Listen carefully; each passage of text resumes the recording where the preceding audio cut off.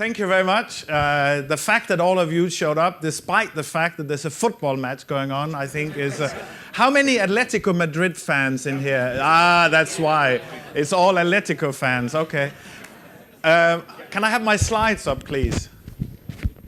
So I have studied digital innovation, or the impact of digital technologies on organizations, for 25 years. So I started when I was about 6.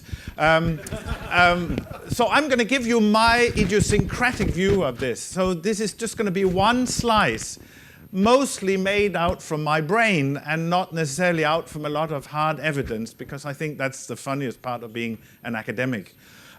So what I'm going to talk to you about are mainly 3 things.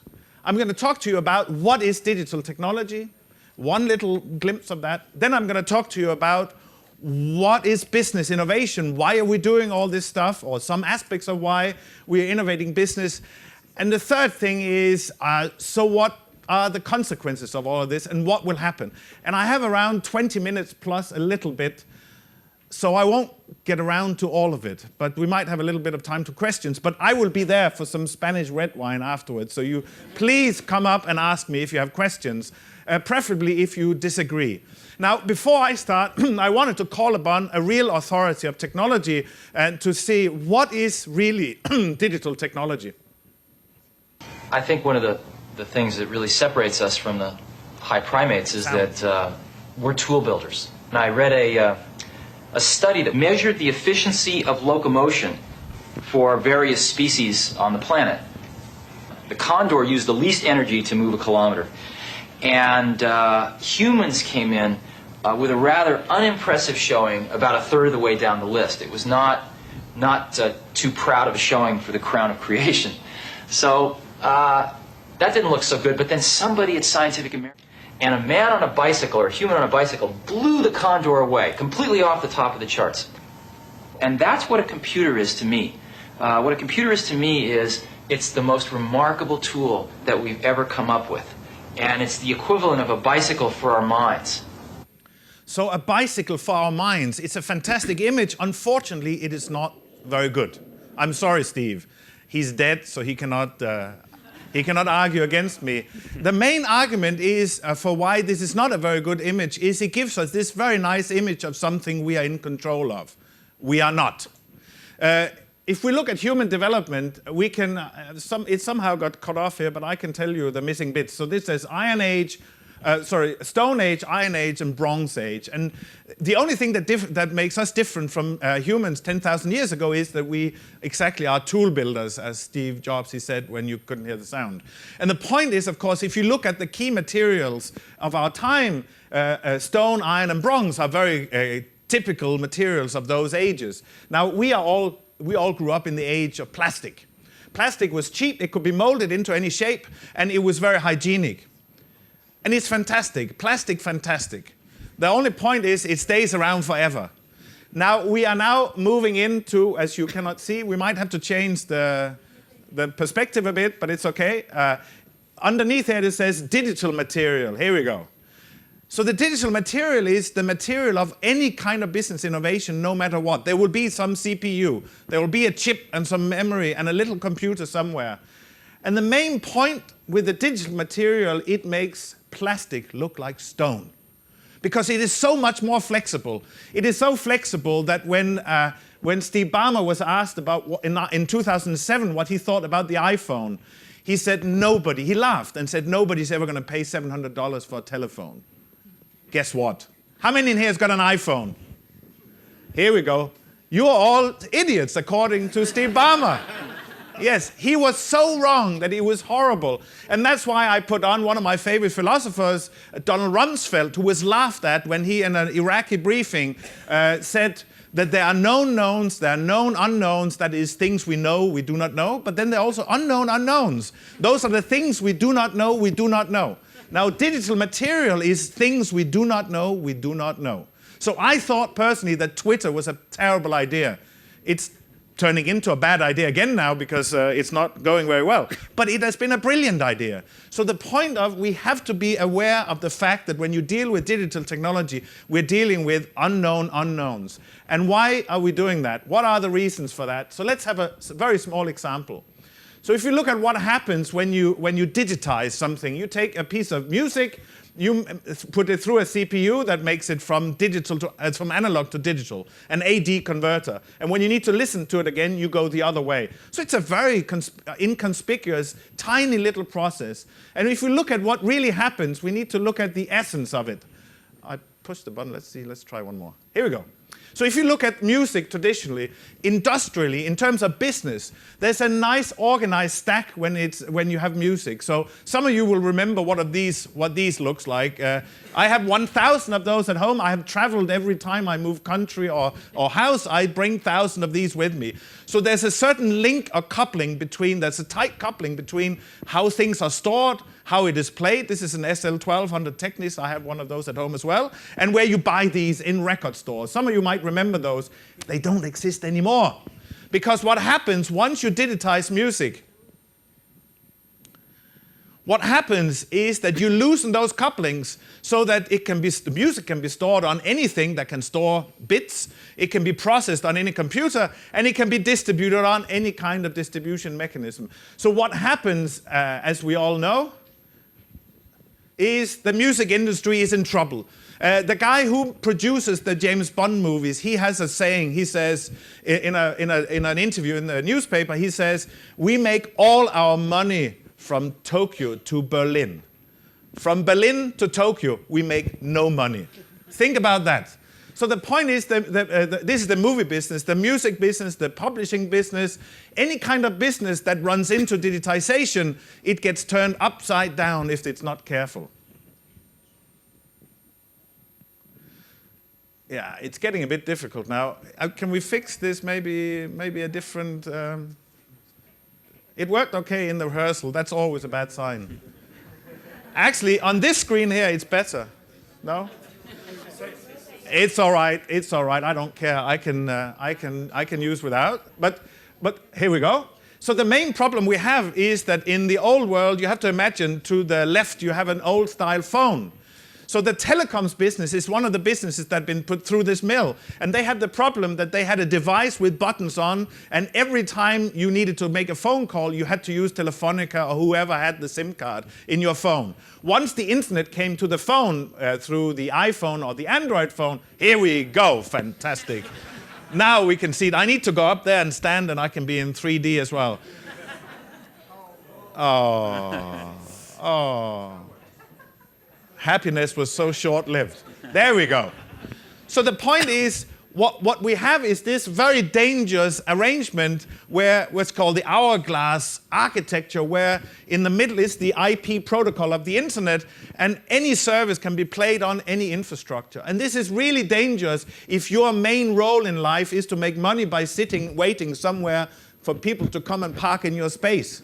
And you charge them for parking, and then they drive again. So a lot of people who had this kind of space, they are in trouble now. So why do we do all of this? Why is digital technologies important? Well, it's important because what we did in the 20th century, we were running out of time, so the 19th century, who cares? It was people with funny hats and funny hair, who cares? The 20th century was about all of us being able to buy stuff. We could buy all the stuff we wanted very cheaply. Washing machine, €200, no problem. A new iPhone, no problem. The point is, this was based on product transition. So my shoes were made in a factory. The guys who made the shoes, they threw them over the wall. And I grabbed them and put them on my feet, and that's it. The 21st century is about what's called individuated consumption. We all want individual experiences. We want the service journey to follow us. And we want services that support us, excite us, make us happy, help us when we are sick, all of those things. And increasingly we do that, of course, through various kind of products, but we have to engage in service relationships. And making people happy is very difficult, but I have a video of somebody who did, and it's in Dutch, so don't worry.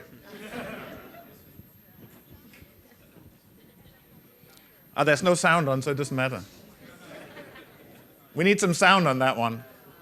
Imagine lots of screaming. They're screaming because they're happy. Yay. Here we go. The boys are even happier because they have a walk-in beer fridge. So this was what happened when Apple made an iPhone. What happened was they made something that made people behave like that. That's why we went out and bought one, is because when you touch it, it goes up and down and it bounces and it's all lovely. It was not because there were lots of apps on it. So if you look at what is really the difference between making products or goods, as they technically should be called, like my shoes, and then services? Well, the only fundamental difference is that my shoes are mine when I wear them. So if they hurt my feet, it's my problem. So the process of adapting to my shoes and adapting my shoes to my feet is my problem. And the women in the room will know this probably better than the men. So the point is, once you have services, these are relationships that are owned by the service provider. So when I went and had a haircut just before leaving for Spain, I couldn't go in and say, I would like 1 haircut now and 3 to put in my suitcase for later. I can't. I can only do internet banking when I'm attached to the internet bank. And this is really bad news for the customers and the bank. Because the customers, they have a service journey, and what these companies are not very good at is understanding people. Because they're mostly populated by men in big glass and steel pyramids who stand there overlooking their kingdom thinking, I know what happens down there, and they do not. They do categorically not know what happens in our service journey. And the key challenge we have then is, in the 20th century, we managed to make stuff that was cheap for everybody, or nearly everybody. Now we need to do the same for services. And the only way to do that is to automate that relationship. So if you look at how IT has played a role in automating organizations since the 1950s, they have basically streamlined manual work. So they have taken manual processes and streamlined them into very simple transactions. So instead of having 30 people sitting on the floor in charge of payments for a company with 200 people, there's now a big red button that is pressed once a month or once a week. So the point is, we have used technology to streamline and automate very simple back office procedures. And what we now need to use technology for in order to have ongoing service relationships are lots of things, but the 2 main things. One is we have to have this technology help listen to what the service receiver wants. You know, I cannot have a haircut without the East European woman asking me, how do you want it? Now, obviously, she knows now. She said number 3 in the back, and up there I said yes. So you have to listen to your customers constantly, and you have to engage the customers, and so they can do most of the work. So the way we're going to replicate the success of the 20th century manufacturing society is by doing the same to services through self-service. That's the only way we can do it. So let's have a look at that. So this is from Schiphol Airport. This is Snow White, who's very grumpy, a grumpy Snow White and her 6 luggage-eating robots. So instead of having 6 people here in charge of checking in your luggage, you hand the luggage to a robot who eats your luggage. Now, if you have more than 1 piece of luggage, like most Americans that were behind me in the queue, you're in trouble because they had not put a payment terminal up. So you had to stand behind everybody else in the queue, and then grumpy Snow White would take you 25 euros off you. One of the biggest successes of engagement and listening to service journey is the world's largest country. It has just surpassed China, and it's called Facebook. Facebook has about 1 billion people who log on every month. They have over 800 million who log on every day. Of those, 700 million logs on using a smartphone. If we all decide that we are fed up with Facebook, then Mark Zuckerberg and his lovely wife and their new child will sit all alone, listening to tumbleweed passing by. So the point is, we are all product in their machine. We do the self-service. We get fantastic updates on Facebook because we do it all ourselves. It's all automated. Whenever Facebook get another 100 million customers, they put another couple of racks in the servers. They don't hire a lot of extra people. This is one of my favorite examples. They're called Shite Shirt. It's a bunch of English people who found out that they always wear ugly shirts, so they buy very cheap cut-off of material from curtains and all sorts of stuff, and they have people in China sew them into shirts. And then they have over 400,000 likes or followers on Facebook do all the marketing. They have spent nothing on marketing. It's absolutely amazing. Now, this all comes with a price. So the problem you have is, if you want to listen to your customers, They have to trust you. And most companies are not trusted. Indeed, there's only one entity in this world that is less trusted than companies, and that's politicians. That's not a good list to be on. So the point is, there are many issues in this. One is the push-pull line. So the whole point is, companies constantly want to talk to you, and you want to talk to them when you have trouble. That's not a good relationship. That's like companies are men and customers are women. When the woman wants to talk to the company is out watching football, out with friends, having a coppa in the local tapaceria. When the company wants to talk to the customer, he comes home with a pint of beer in one hand and a kebab in the other and say, come on, love, let's talk. And the problem is, then you have to listen. You don't have a choice. So this is a very problematic relationship unless we get some honesty into it. And in terms of engagement, it's even more problematic. Because how do you manage people you don't pay? They do the work for free, so you have to entice them. It's a very different skill than normal companies. So you have to align your goals with the customers. So a Danish company that makes water pumps, they used to have the usual slogan, we want to generate profit for our shareholders. Now their slogan is clean water to everyone, because that's the only way they get the customers on board. And that is the transformation of the company. Now, I'm going to show you how are we doing for time? 9 minutes left. Yeah. We might have to skip the last video, but it's really funny. Have you ordered? Is the sound on? Are we dropping the video? It should be on. Okay. So the key problem with digital innovation is you have all these opportunities because everything is possible with this new material. So the key thing is to innovate something people didn't know they wanted. No. There's no sound. Happy birthday from Larry. My birthday was 3 weeks ago. Huh? That's my brother. Ma'am, I think you might want to check the shipping date on that. October 3rd. Can I suggest we just put it on the other one? No, it's not possible. Okay, well, there's no point watching the video. You can't hear it, can you? What?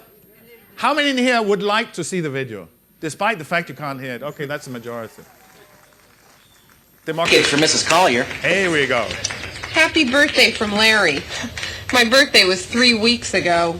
Huh? That's my brother. Ma'am, I think you might want to check the shipping date on that. October 3rd? He did mail it on time. That's right. It's not your brother's fault, ma'am. It's ours. That is unacceptable. He went to a lot of trouble and you guys sat on the package for a month. You're absolutely right, ma'am. It is unacceptable.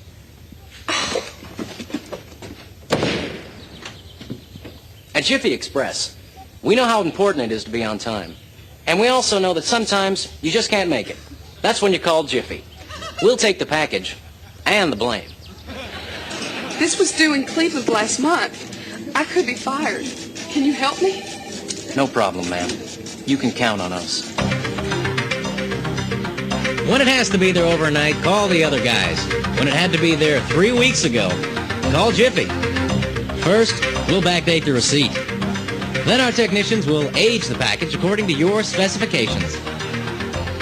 We can stain it, soil it, recreate delivery mishap and trauma. Even simulate international misrouting. And after it got to Hong Kong, well, we just lost track of it. Luckily, it turned up in our warehouse. You guys are pathetic. People get fired over this kind of thing. I know. Jiffy Express. When you've got no one else to blame, call us. So they had found a fantastic way of meeting customer demands that were mostly unknown to customers. And if you look at the smartphone platforms, they have proved to be excellent ways of having customers with unmet needs and hundreds of thousands of developers with all sorts of crazy ideas, and without too much stage gauging and too much managerial effort going into it, just connecting the two automatically. I assume most of you don't have an IT boss for your iPhone, and if you have, it's probably more cumbersome than if you don't. So the whole point, if you look at, I've just found a website that calculated the number of lines of code in very big software projects. And if we just assume there's about 50,000 lines of code in the average iPhone or Android app, then with the last 8 years, we have produced 150 billion lines of code. By by completely distributed development. And if you look at that kind of innovation energy, it is absolutely amazing. And what's even more amazing is hardly anybody made any money from that except the absolute winners. So there's some issues that needs to be sorted out. Now, and it's like windsurf, the guy who invented the internet. He said, when there's a gold rush, it's not the gold diggers that make money, it's the ones who sell pitchforks. So it's the platform owners that so far have made the most income. And one of the things that's important in all of this is to understand the increasing intimacy of technology. So while this guy is having his Samsung VR headset on, he's most importantly being watched by somebody behind. So whatever we do, we are being watched, because that's the only way. People have to listen to us to give us a better service journey and better serving experience. So we need to trust that to happen. And it's getting really, really, really personal. So I have, you can't see, but I have one of these Fitbits because my heart rate is not what it should be. So now I bought one of these and I got it and my heart rate went up because I got more stressed by seeing my heart rate. So we need to learn how to live with this technology.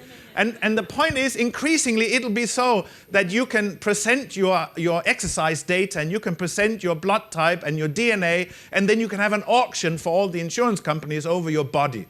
The point is, we need to have a more symmetrical relationship. You need to be more in control. So far, and we also need to have a warmer relationship to the services. One of the reasons Facebook is so popular is because it gives us a fuzzy feeling. I have hundreds of old students as my friends. When they marry, when they have children, when their parents die, when they have major life events, I can see it and I feel like, oh, or yay, or And it's like, it's a warm service. But the technology is stone cold. That's important. We normally think that you only get a warm service if a person involved. That is not necessarily the case. We have the so-called sharing economy with Uber and Airbnb and everything. They are not so much sharing, because when Uber's shares are not shared with any of the drivers. So when people talk about a sharing economy, just think a little bit. Who is sharing with whom? Now, all of us that uses Uber, we are just a part of the product. We are delivering the service. We are not customers at all. We just happen to listen to. This is the man and woman discussion all over again. That's the only thing I've learned from my 54 years on this earth is that if my wife says I'm not happy, I say, I understand, I sympathize. I don't say, I'm going to fix this with a new upselling of something. The point is, we need to do something about this. Otherwise, all this digital innovation will just be cementing old stuff that doesn't work properly. And to do that, I have the last video that shows the fundamental issue of what if we start having an honest relationship with our service providers. Our service providers are not ready. The big institutions are not ready. They are so not ready. But let's imagine they become ready. The question is, are we ready? Are you ready as consumers to have an honest relationship? Are you willing to disclose stuff and have it thrown back at you? Well, if you're thinking about this, watch this video, which will hopefully help you clarify a little bit what you mean. Pizza Palace, guaranteed to have in 30 minutes or it's free. This is Mary. May I take your order? Hi, Mary. Yes, I'd like to order. Is this Mr. Kelly? Yes. Thank you for calling again, sir. I show your national identification number is 610-204-999-8-45-54610. Is that correct? Yes. Thank you, Mr. Kelly. I see you live at 736 Montrose Court, but you're calling from your cell phone. Are you at home? I'm just leaving work, but I'm... Oh, we can deliver to Bob's Auto Supply. That's at 175 Lincoln Avenue, yes? No, I'm on my way home. How do you know all this stuff? We just got wired into the system, sir. Oh, well, I'd like to order a couple of your double meat special pizzas. Sure thing. There'll be a new $20 charge for those, sir. What do you mean? Sir, the system shows me that your medical records indicate that you have high blood pressure and extremely high cholesterol. Luckily, we have a new agreement with your national health care provider that allows us to sell you double meat pies as long as you agree to waive all future claims of liability. What? Do you agree, sir? You can sign the form when we deliver, but there is a charge for processing. The total is $67 even. $67? Well, that includes the delivery surcharge of $15 to cover the added risk to our driver of traveling through an orange zone. I live in an orange zone? Now you do. Looks like there was another robbery on Montrose yesterday. You could save $48 if you ordered our special Sprout Submarine Combo and picked it up yourself. Comes with tofu sticks. Those are very tasty, sir. Good value, too. But I want double meat. Well, I'm sure you can afford the $67 then. You just bought those tickets to Hawaii. They weren't cheap, eh? Oh, but I see you checked out the budget beach bum at the library last week. Up to you, sir. All right. I'll get the sprout subs. Good choice, sir. Gotta watch that waist if you're hitting the beach, eh? 42 inches. Wow. Man, I'd say tofu and sprouts is like required. That's how much? Just between you and me, there's a $3 off coupon in this month's Total Men's Fitness magazine. Your wife Betty subscribes to that, right? Anyhow, clip that and it's $19.99 even. Whoa, looks like you maxed out on all your credit cards. Bring cash, okay?